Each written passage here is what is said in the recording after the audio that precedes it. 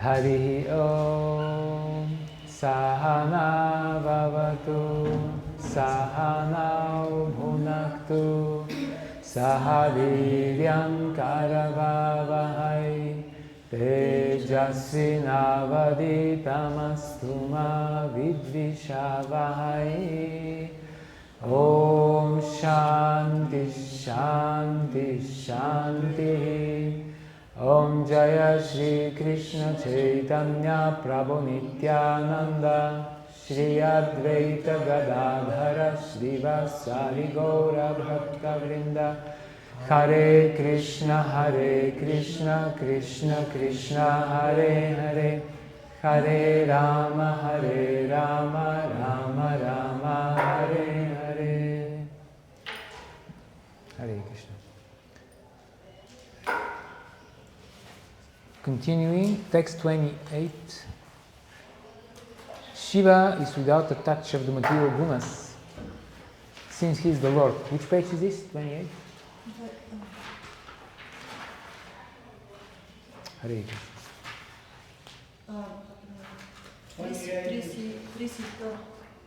Page 32, verse text 28. Okay? Shiva is without a touch of the material gunas, since he is the Lord. However, the ignorant perceive him among the guna avatars to be contaminated by tamoguna. In this manner, he is described in the 10th canto. Lord Shiva is always united with his personal energy, the material nature, manifesting himself in three features. Maybe.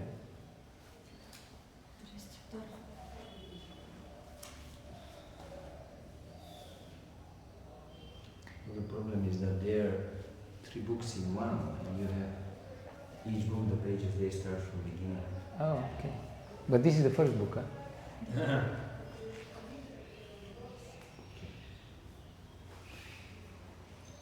Manifesting himself in three features in response to the entreaties of nature's three modes, he thus embodies the threefold principle of material ego in goodness, passion, and ignorance.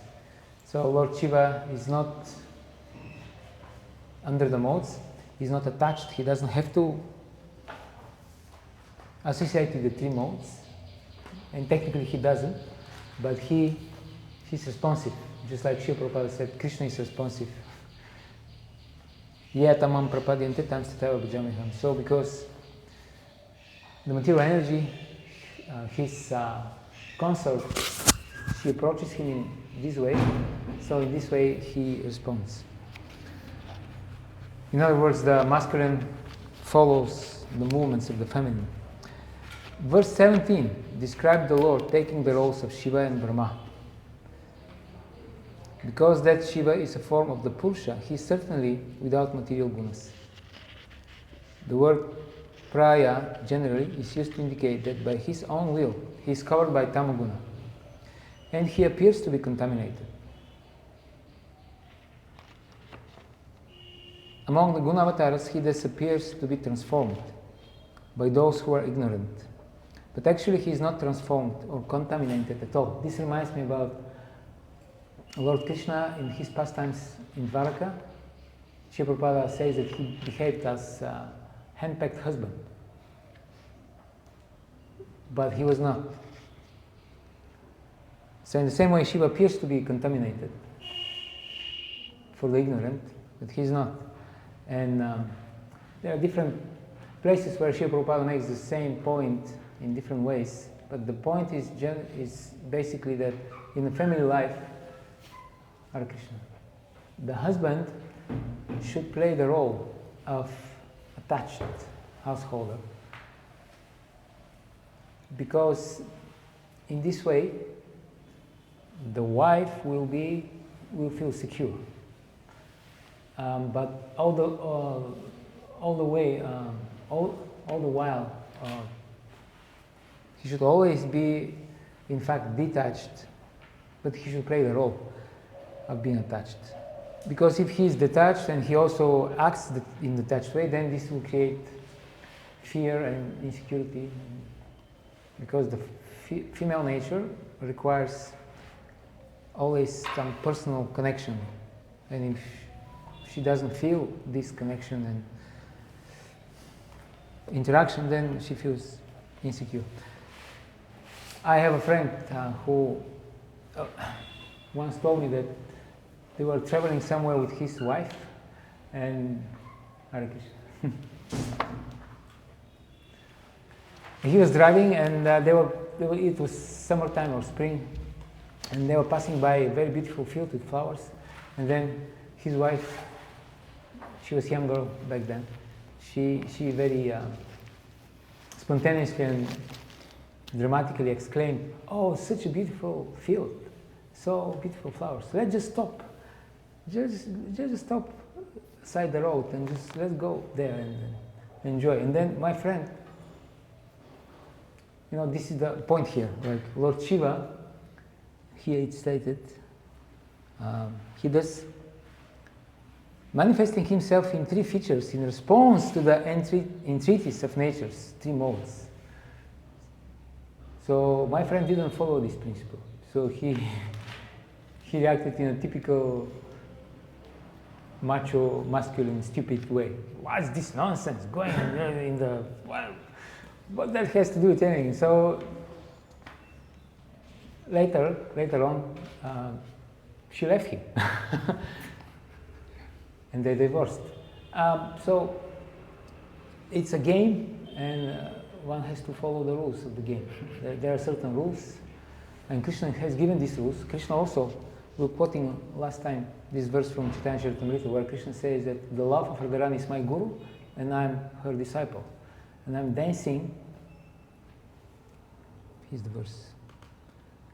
Radhikara prema guru ami shishanat sada ama nata nritye nachaya udbhata. And I'm dancing, different novel ways all the time. There's different things, different unique things I have to do to satisfy her.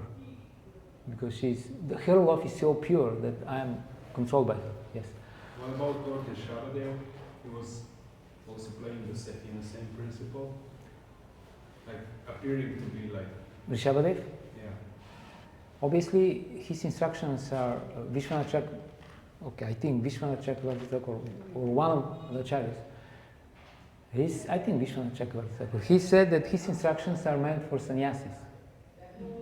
The whole thing is meant for sannyasis who renounce the all material. And he's Avaduta. He ended his pastimes as an Avaduta. Of course, he can say he gave the instructions to his 100 sons, and most of them were to become grihastas. But I don't remember in Bhagavatam that there were many, or even any descriptions of Rishabhadev's family life. You remember? I don't. We read 5th canto, for example, description of the family life of Privrata Maharaj, and there it is stated that the love and affection they shared with his wife was increasing. It was, it's not like they start from 100% and then gradually go down, and then at one point they just cannot stand each other. No, it's kind of unique. But Rishabhadev, so maybe your doubt is that he didn't. No, I'm asking because he was also kind of like appearing as if like he's covered by the modes. Oh, in this sense. But yeah. Yeah, of course. Yeah, you can say that. Lord Rishabhadev appeared as the Lord himself. He didn't appear in any covered form at all. His father prayed to get the Lord as his son. Mm-hmm. Maharaja Agnidra? No. Anyway. Nabi Maharaj. Nabi. We will read about Rishabhadev. He is mentioned as one of the real avatars. But yes, so he appears to be covered. And uneducated, ignorant people, they were treating him in a bad way when he took sannyas and he became Avaduta. He didn't mind. Okay, so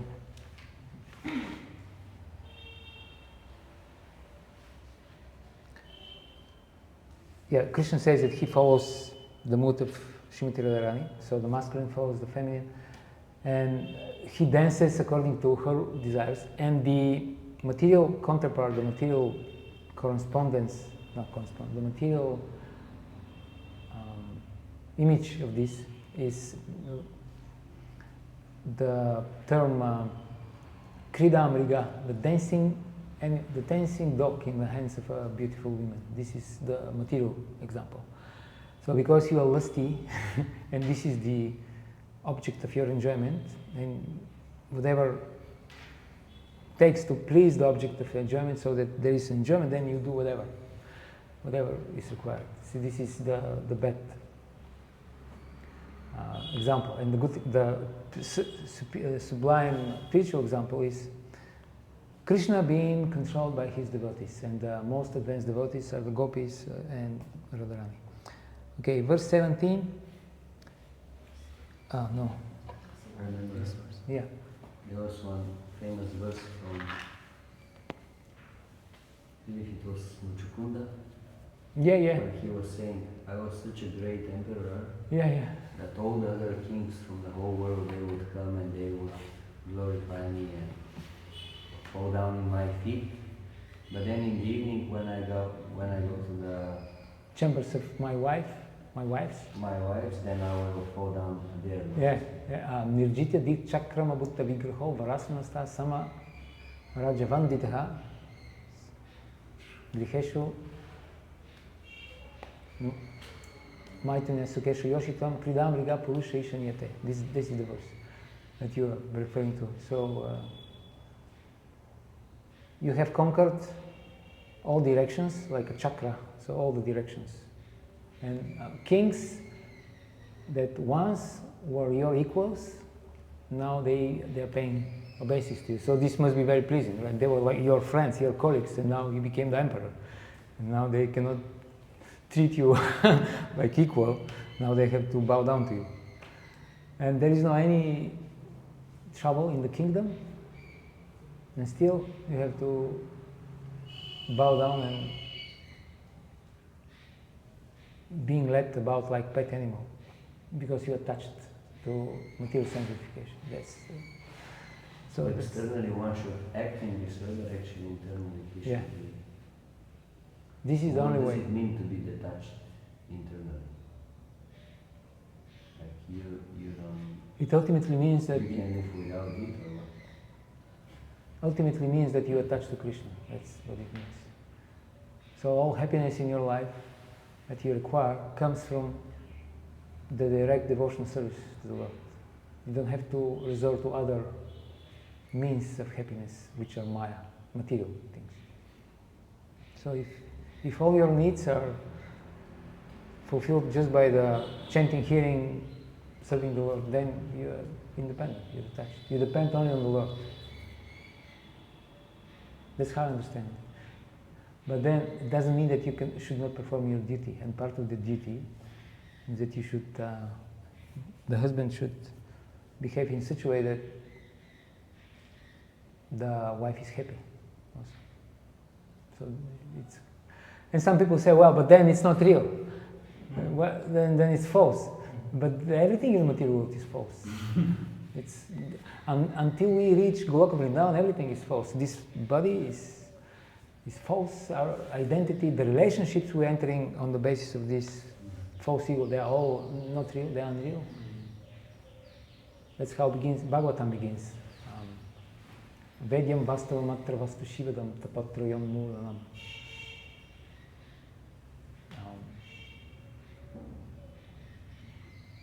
For the benefit of all, Srimad Bhagavatam, the absolute truth is reality distinguished from the illusion. And this reality, tapatrayam mulanam, uproots the threefold miseries, which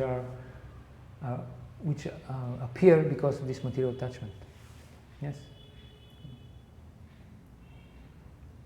There is one, yeah. Okay. This verse gives proof of his appearing to be covered by Tamoguna. Shiva is always endowed with the gunas in equilibrium, which are accepted by his will. And when the gunas become agitated, he becomes connected with the three gunas and becomes covered from far off by the gunas of Prakriti, samvritaha. It is well known that Shiva is related to Tamoguna, but why does it say that he is associated with all three gunas? This is because the three gunas are mixed together. Thus Sattva and Rajas are present along with Tamoguna. It should be understood that this verse describes the perceptions of common people only. So the gunas are always fixed, always mixed, and Krishna in Bhagavad Gita, he explains that they're always fighting for supremacy. And therefore, Bhagavatam also says that there cannot be any good quality in the materialist because of the same point. Because he appears to be good, he appears in Sattva Guna, but this is always mixed with the Rajas and Tamas. So it's just a matter of time before the Sattva Guna becomes overpowered by the lower modes. Therefore, no good qualities. Manoratena davatobahi. Manoratena sati davatobahi. Yasyasti bhakti bhagavat. And the devotee, on the other hand, he has all the good qualities because they are given to him by the Lord. And these are the real qualities. And the so-called material good qualities are just like a reflection. Okay, text 29. I worship the Supreme Lord Govinda, who becomes the form of Shiva, who is not different from Govinda, but who is also different because of contact with transformations of Prakriti. Just as milk becomes yogurt, which can be said to be non-different from its cause. This verse shows that Shiva, being the Lord, is beyond the gunas, though he appears to have become transformed by the gunas. Milk gives rise to yogurt by contact with a particular agent. The agent is called Basilicus bulgaricus. That's the agent. One of the agents. But the yogurt is still not different from its cause, the milk. Similarly, Govinda becomes Shiva by accepting a relation with Tamoguna by his own will. Not because he is attached to Tamoguna, but because this is his duty. And he wants to, out of compassion, he wants to help, to serve. But Govinda and Shiva are non-different because the transformation is superficial or apparent. It does not affect Govinda's Svarupa.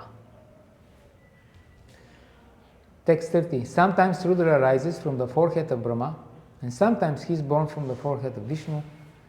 Kalagni Rudra appears from Sankarshana at the end of the Kalpa. This verse describes the places of Shiva's appearance. Shatapatha Brahmana says that Shiva arises from the forehead of Brahma, and Mahaupanishad and some Puranas state that Shiva arises from Vishnu's forehead. These are descriptions from different Kalpas. Kalagni Rudra is described in Bhagavatam. Beginning from Patalaloka, fire grows, emanating from the mouth of Lord Shankarshan. Its flames shooting upward, driven by great winds, it scorches everything in all directions. So this is the pralaya. So sometimes from Vishnu, sometimes from Brahma, and the difference is called Kalpa Veda. This is what we say every time when there seems to be some contradiction. Not every time, but most of the time. When one account says this and the other account says something different. So we say, well, these are different days of Brahma. Very elegant solution of all this. And sometimes it's not different day of Brahma. Sometimes there is other explanation, but most of the time. Okay. Text 31. The form called Sadashiva is devoid of any trace of tamas. So this is the now different form of the Lord. He is directly Narayana, the Vilasa or Swamsha or Swayam Rupa, Krishna, and is the cause of all causes. That form is described as dwelling on Shiva Loka, Vaikuntha, in the Vaya Purana and other scriptures. Hare Krishna. So here it is said it can be Vilas, it can be Svamsha, of Swayamruta Krishna. Yes. So it's on the same level with Narayana. Yeah. Can be Vilasa or Svamsha or Swayam Rupa Krishna. So Sadashiva is like one of the main Narayana forms, apparently. It just resides in a different planet. And it has different mood.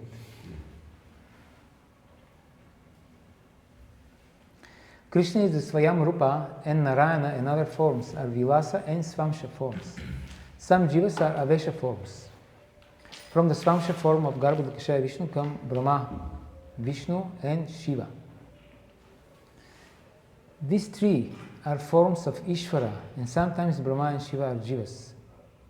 This is approved by the scriptures. But Vishnu is never a jiva, right? He's always the Lord. Shiva and Brahma have different forms. Shiva, Ishvara, but Vishnu, no compromise. But someone may object as follows. Actually, this is not quite accurate. According to the scriptures, Sadashiva is the root form of all others. He expands into the form of Narayana and others. Brahma, Vishnu and Shiva arise from him. A more authoritative statement coming from the Shruti. The Kaivalya Upanishad is as follows. So now this is called Purva Paksha. Purva Paksha means the opposing view. And the Purva Pakshin is the person who holds this opposing view. So now we're going to hear the argument of the opposition. And opposition says what? What is their argument? We just read it now. Is that Sadashiva is the origin of all.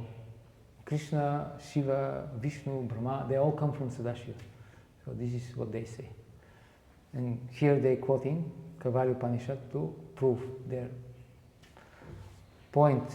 By meditating on the Supreme Lord Shiva with 3 eyes and blue throat, accompanied by his consort Uma, who is inconceivable, invisible, peaceful, with countless forms, eternal, without beginning, middle, or end, the one powerful entity composed of knowledge and bliss, the astonishing person with no form, the sage attains the original source beyond the material realm. He is Brahma, he is Shiva, he is Indra, he is the indestructible, the supreme independent. He is Vishnu, Prana, Kalagni, and the moon. He is all beings who have appeared in the past and who will appear in the future. Knowing him, one surpasses death. There is no other path for liberation. This is,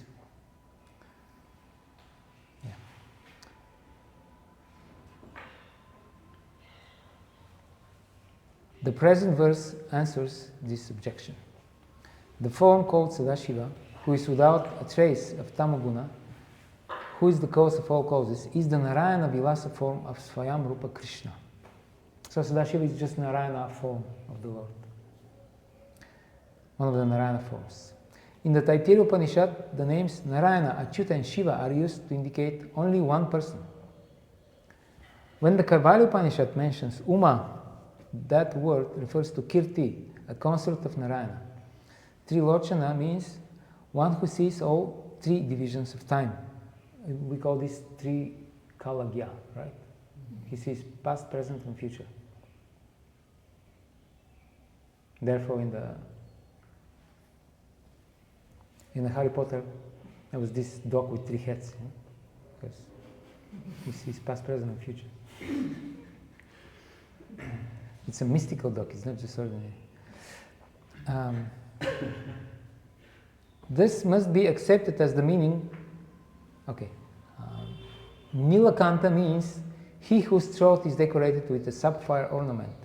This must be accepted as the meaning, since the context of the verse indicates that the words cannot refer to Shiva.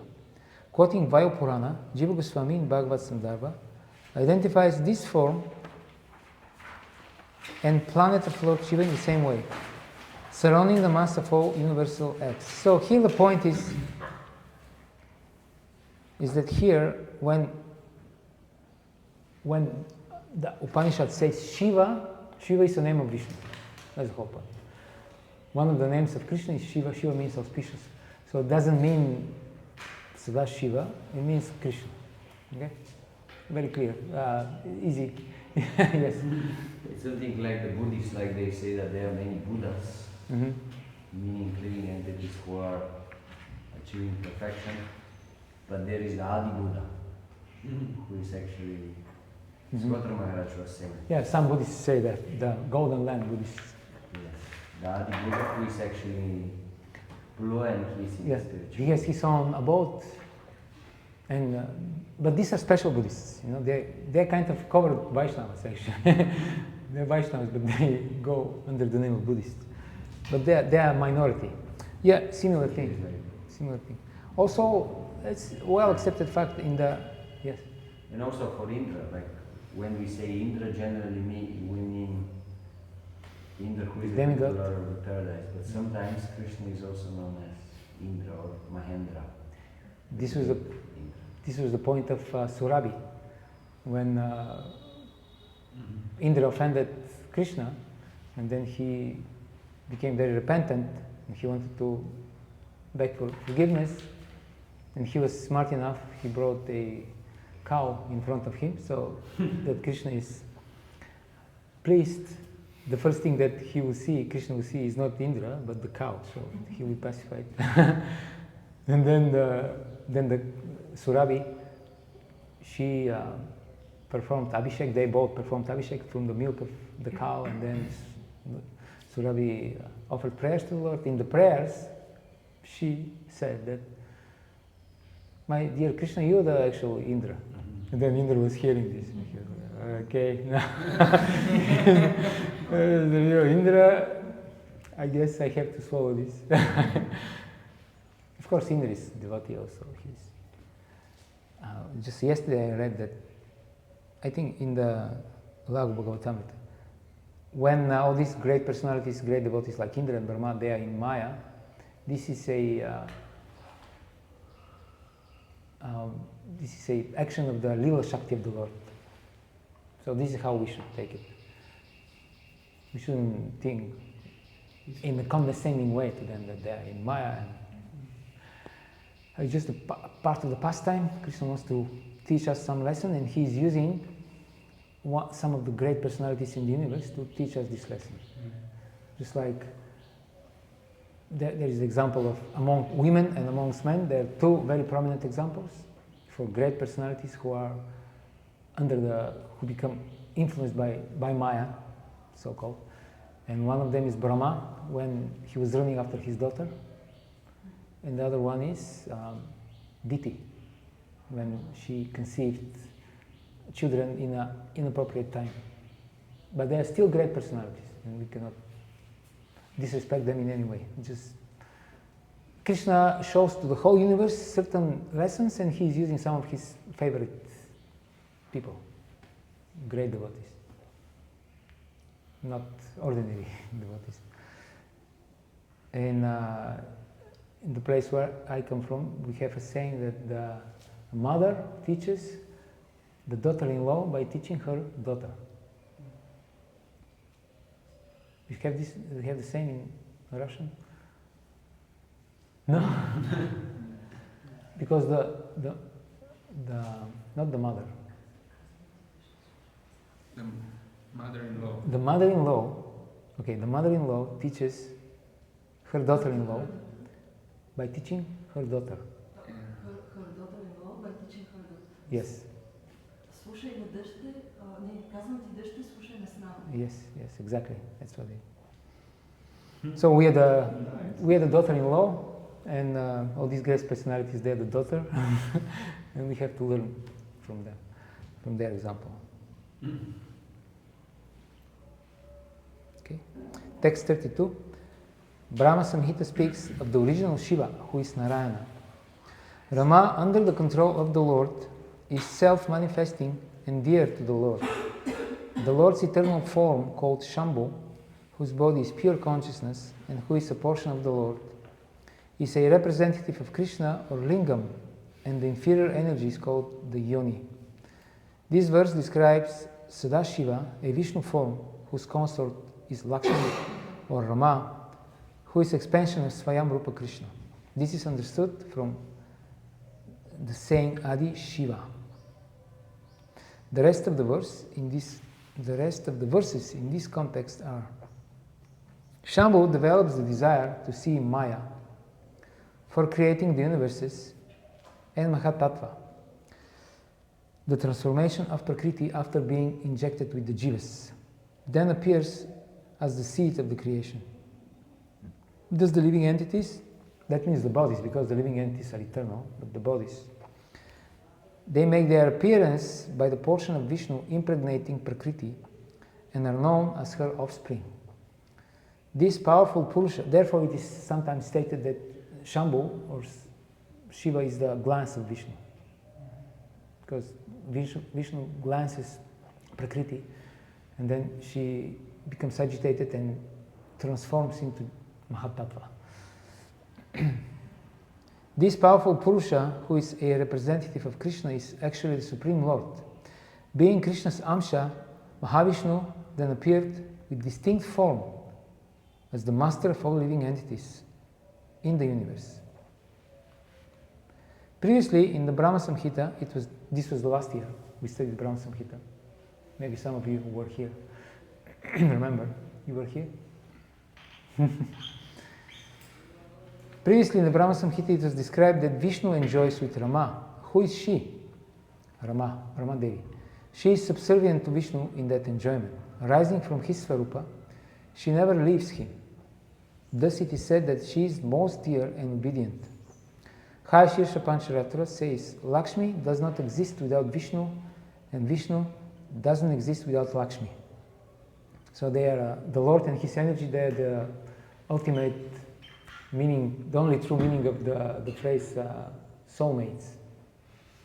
These are the soulmates because they share the same Svarupa. It's actually non-different. For in Chaitanya Charitamrita, it is stated that Srimati Radharani is the happiness of Krishna. The happiness, the pleasure of Krishna personified. The joy, Krishna's joy is this person.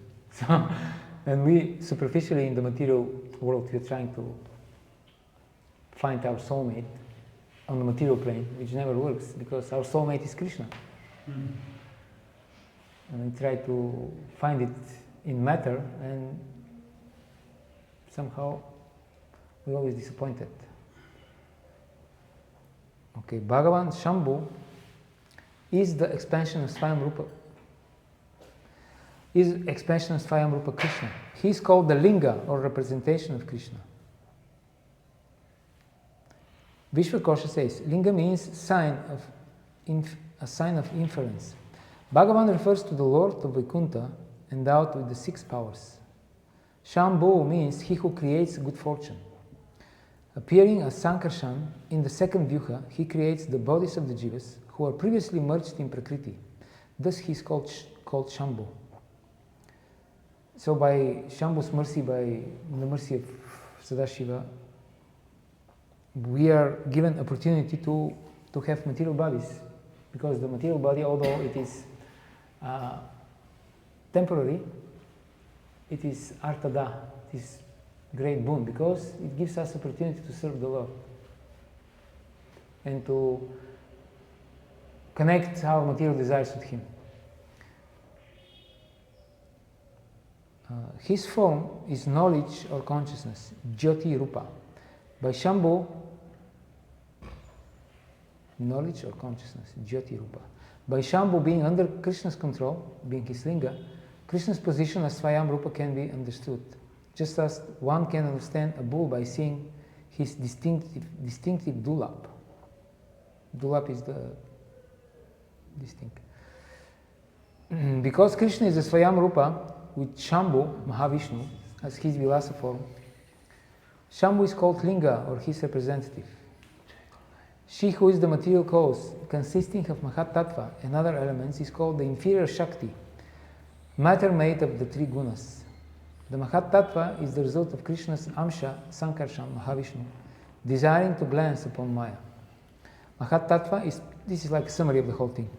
Mahatattva is Prakriti endowed with the unlimited jivas. So, in the previous stage, before Mahatattva, the Pradhan stage, is just the material energy, completely homogeneous without any distinction between different elements like mind, intelligence, ego, Panchamahabhuta. There is no distinction, it's all mixed. And there is no jivas, there is no living entities, and there is no time. So then with the glance of the Lord, then all this becomes awakened for new life. Some old, they say this about the Thracians. The Thracians, when somebody will be born, they will cry. There's the ritual they were following. The newborn baby, then the whole, all of the relatives and all elders, they'll come together and they will start to cry and to meditate on all the sufferings that this poor living entity is going to go through. And when somebody will die, they would rejoice. Finally, he's out of this terrible imprisonment, because they were thinking in a sense that now the soul is freed of the prison of the body. Of course,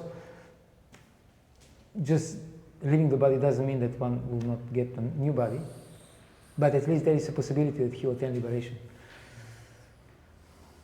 So, though his offspring, the offspring are said to belong to Prakriti, no. The offspring of Maya, bodies of the jivas, arise from the combination of the glands of Sankarshan, who is called Linga, and Maya, Yoni. Though the offspring are said to belong to Prakriti, this is a secondary meaning, since she is dependent on Sankarshan for the creation of bodies. The next verse explains this.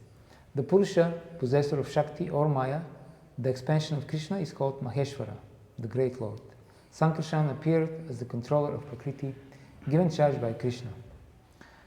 And now Vishnu. So we are discussing here the Guna avatars. We discussed Brahma, Shiva, and now Vishnu. And before that we were discussing the Purusha avatars. Who are they? The three Purusha avatars. Yes. Okay.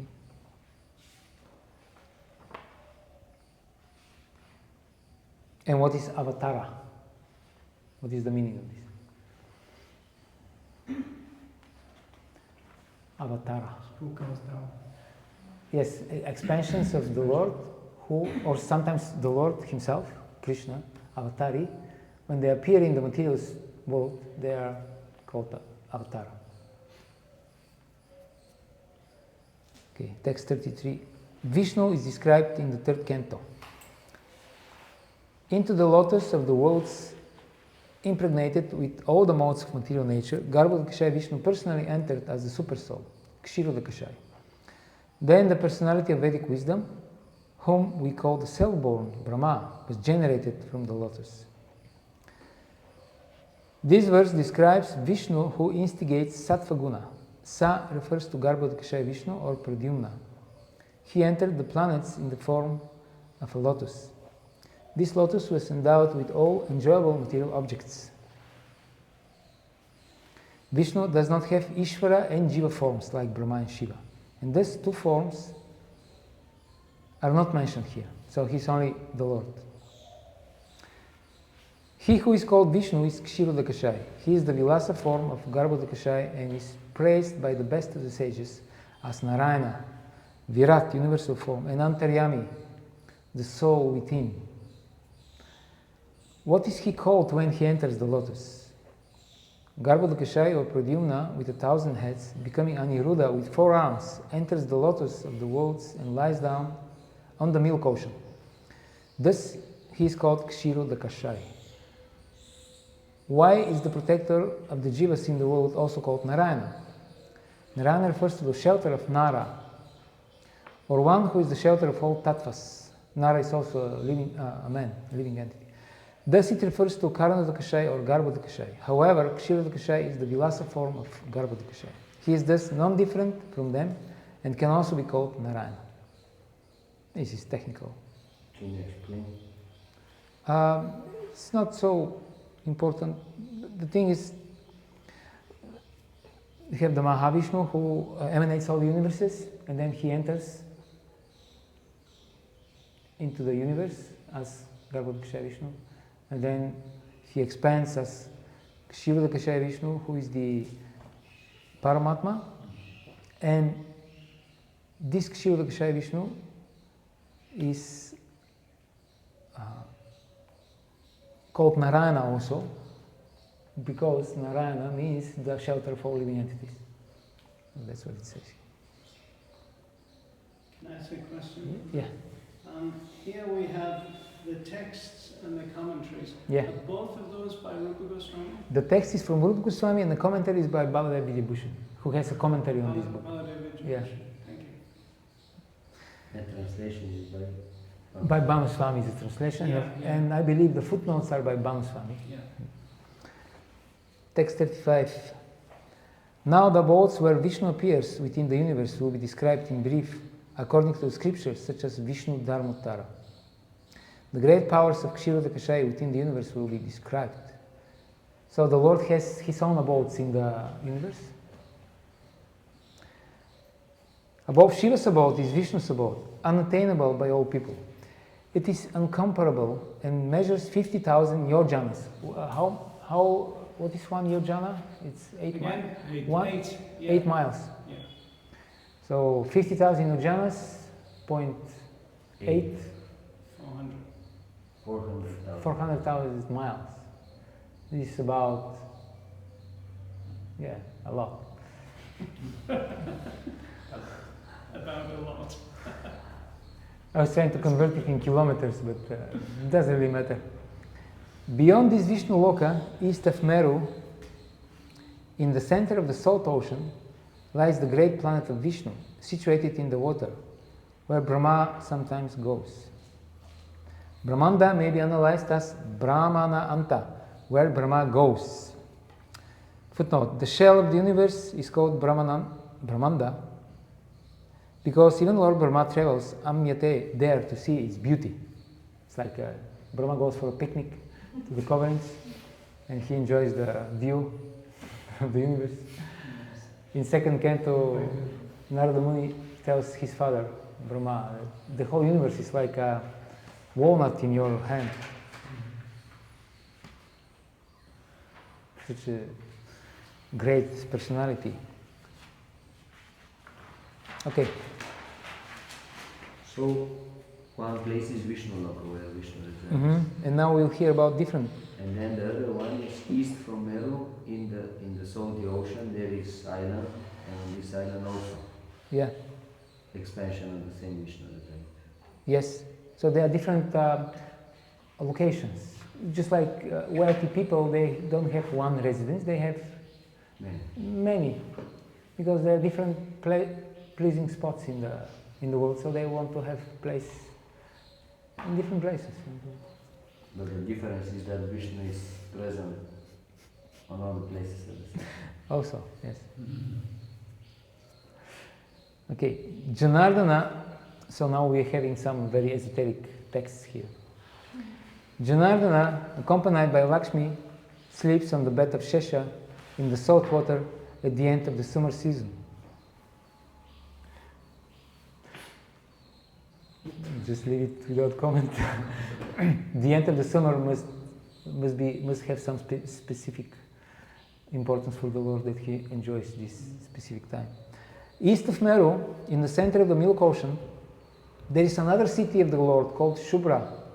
There the Lord, along with Lakshmi, lies on Shesha, sleeping for the 4 months of the monsoon season. Hence, people, when they cannot sleep properly, they put their AirPods and they go on YouTube and they find this rainy, and then they because somehow it's common knowledge that you sleep very nicely when there is rain outside. So now we know the origin of this. South of that place, in the Milk Ocean, is a most splendid island called Shvetadvip, measuring 25,000 yojanas. The men there shine like the sun and are as beautiful as the moon. Because of their effulgence, even the devatas find it hard to gaze upon them. O Yadava.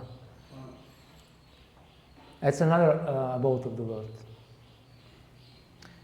Brahmana Purana says, he was also talking about the Avalon, the island, the white island, where the immortals were living, and then the human beings at one point they became envious. Before that you could actually reach this island.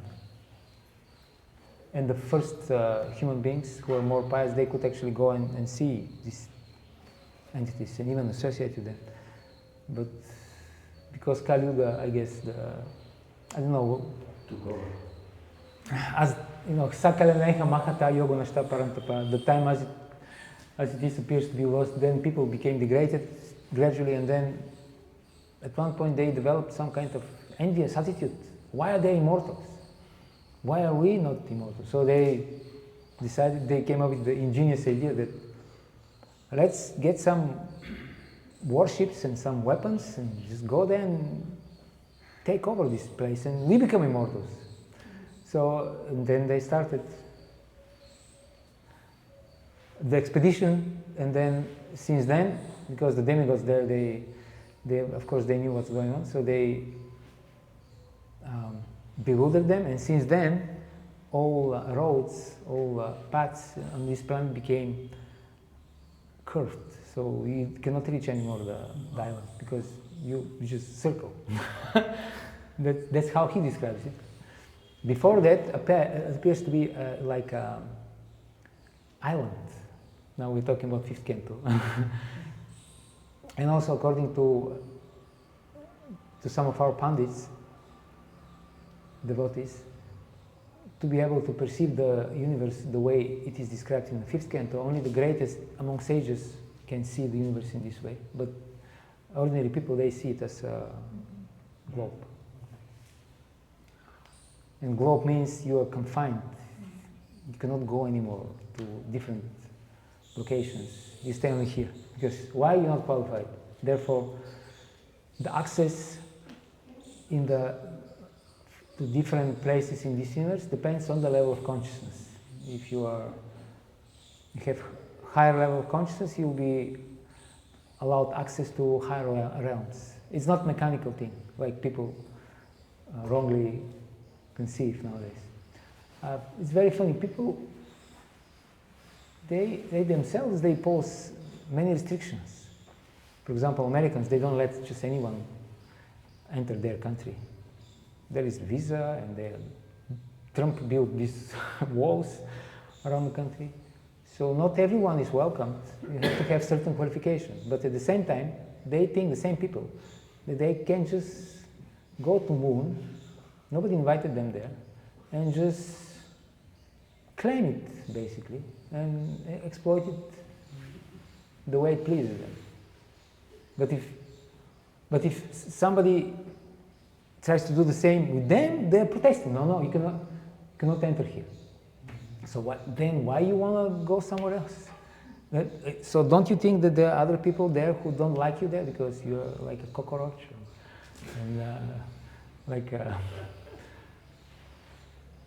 what can we say? Nothing against the Americans, we love them, but just it's inconsistent. Okay, where are we?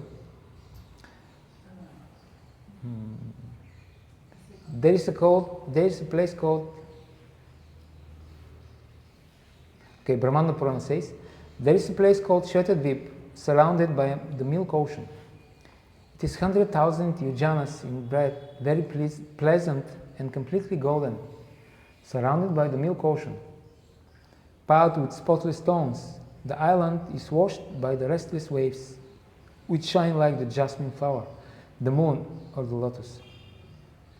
Moreover, in the Vishnu Purana and Moksha Dharma, it is said, Shvetadvip lies on the northern shore of the Milk Ocean. So these are different places. different locations. And other opinions on the location of Shvetadvipa are now given. It should be understood that the location will differ in different kalpas. Again, we are resorting to the same classical explanation. And there is a footnote. During different kalpas, Lord Brahma places Shvetadvip on different sides of the Milk Ocean. Thus the various Puranas are not actually contradicting one another on this question.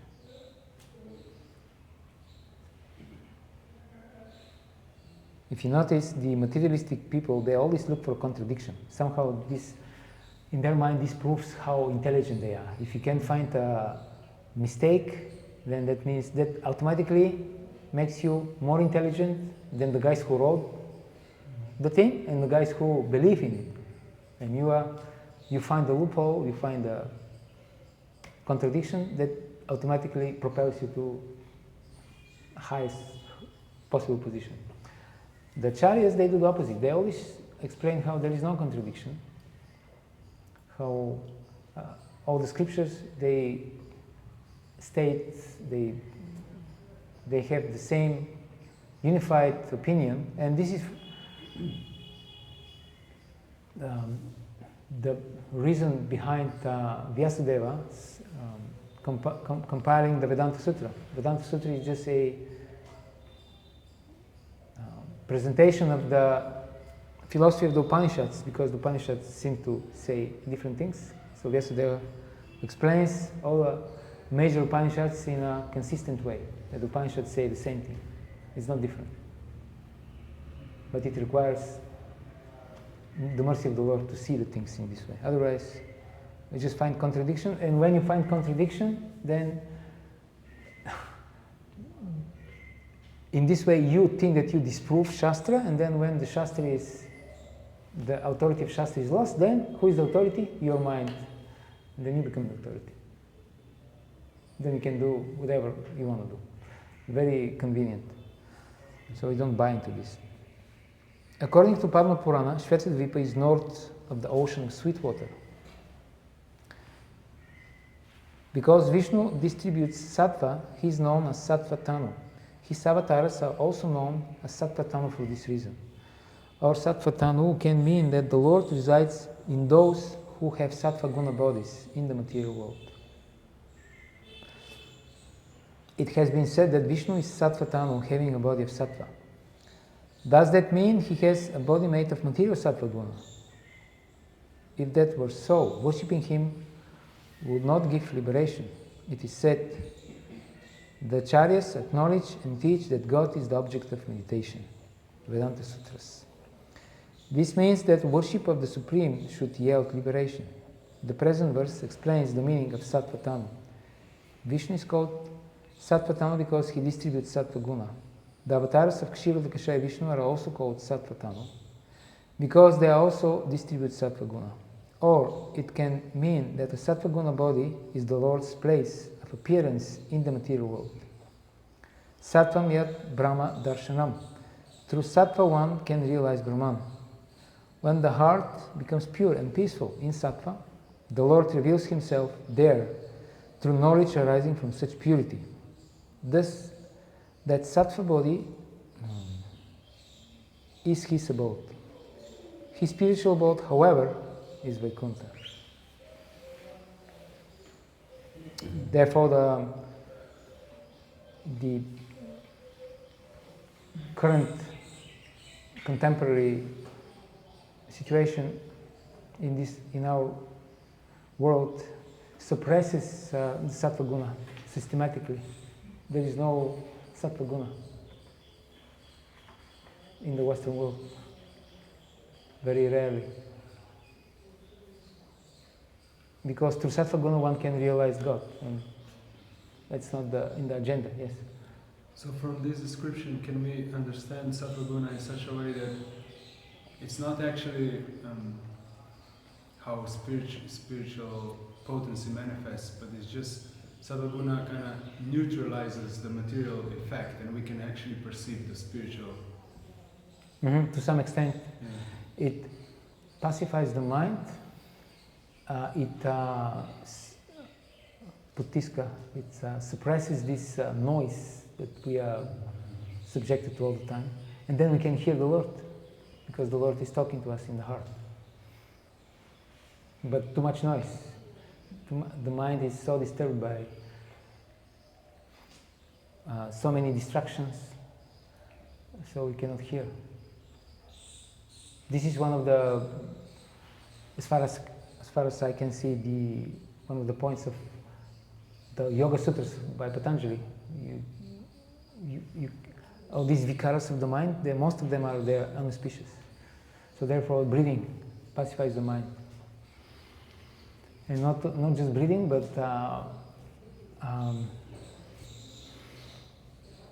this situation when you don't breathe, you don't exhale, you inhale, you just hold the breath. This is kumbhaka.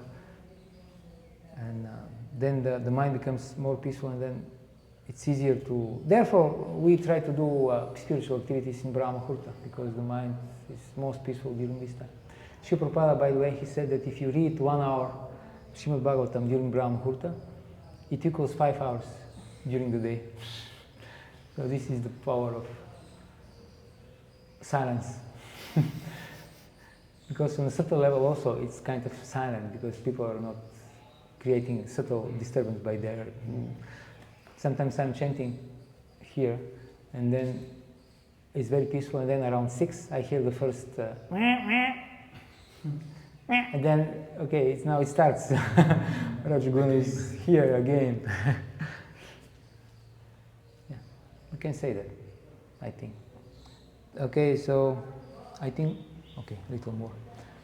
Thus it is proved in all scriptures that Vishnu is completely beyond the material gunas.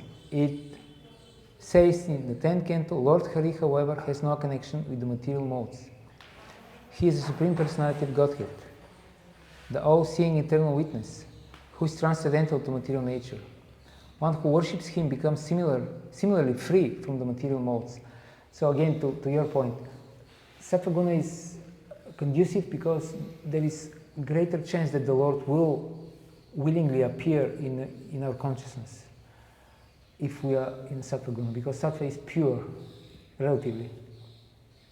It's just inviting a very important guest in your house. It's a better chance that he will come if your house is clean. It's a better chance. He's independent, he may come, he may not come, but you do your best, you clean the house and then hope he will come. Of course, he's not attracted to this material sattva. There's other things that you have to do. Like Krishna says in Gita, asnami pratatmanaha, love and devotion. But it helps, yes, Prabhu. Also, we would want to see the Lord in his personal form as such, but impersonalists are also transcendentalists, and to them the Lord will appear in a different way. Yeah. Just feeling the Lord is everything or whatever. Pantheism, more than sometimes pantheism is kind of impersonalism also. It's more like this feeling of being maybe all-knowing or something. Yeah, it's kind of realizing that you are the Atma, and on the basis of this you realize that maybe, if you are fortunate, that Krishna is the source of this feeling of peace and harmony and being connected to everything. There is actually a source, and this source is a person. And then you go from being impersonal to Shantarasa. This is a very interesting sandhya transition between these two. Because the Shanta devotees, they are devotees already, but they are, we can say, neophyte devotees. Okay, so something else? Prabhuji wanted to say something for you all to announce his course. So if anybody is interested. Oh yeah. Okay, so now everyone's going to take breakfast, but at 11 o'clock, if you're free or if you want, there's a course on the 5th canto. It's going to begin today at 11 o'clock in Jalangi Dham. So I'm going to give a course on the 5th canto to explain the whole thing. and it'll be very nice, and there's a very special reason why devotees should understand the 5th canto. There's something very unique in it. And it's not difficult like the scientists have made it out to be, or the TOVP. It's actually very simple to understand it. And when you do understand it, something very special happens to you. So it's very worthwhile to understand it. So I'll give a talk from 11 o'clock till 12:30, Monday to Friday, every day until the 5th canto is complete. Anyway, you're all invited. Jalangi down in Narmada building. Narmada. Narmada. Yeah, so if you go in Jalangi down, just as you go through, just walk straight, and it's the 3rd floor up. 3rd floor up. Thank you, Prabhu. Okay, something else? Om Hare Krishna, Krishna Krishna, Hare Hare, Hare Rama, Rama Rama, Hare Hare. Shri Prabhupada ki jai, Samaveta Bhakta Vrinda ki jai, Jai Nitai Gaur Premanandi.